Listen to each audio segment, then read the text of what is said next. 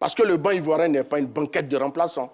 Donc, M. Magat, je crois que, pour moi, changer de... Et puis, écoute, M. Magat, si on doit aller au bout de la compétition, ça fait 7 matchs.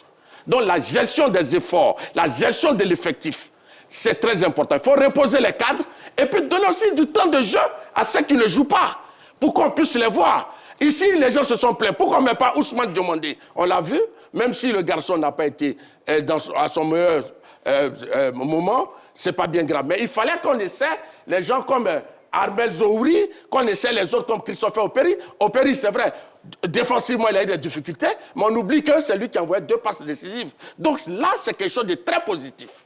Maintenant, M. Magat, pour répondre à votre question, je dirais oui. Parce que le banc ivoirien n'est pas une banquette de remplaçants. C'est une amurie.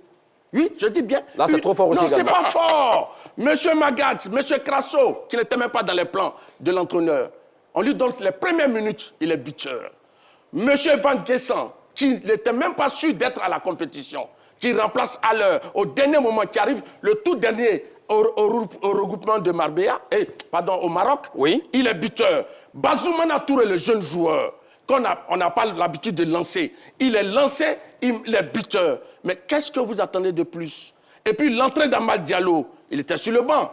Monsieur Bazoumana Touré était sur le banc et monsieur Evan Guessan sur le banc. Donc, la Côte d'Ivoire a littéralement,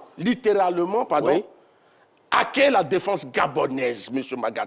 Et puis, Inao Chris, ce jeune qui vient, qui est lancé, qui devient homme du match. Mais il a montré que la relève est prête dans l'équipe de Côte d'Ivoire. Donc, la Côte d'Ivoire s'est payé le luxe de laisser ses titulaires sur le banc, mais a quand même fini premier du groupe, M. Magat. C'est une force. Il ne faut pas avoir la fine bouche de le dire, et ce n'est pas du chauvinisme. Ce sont des faits.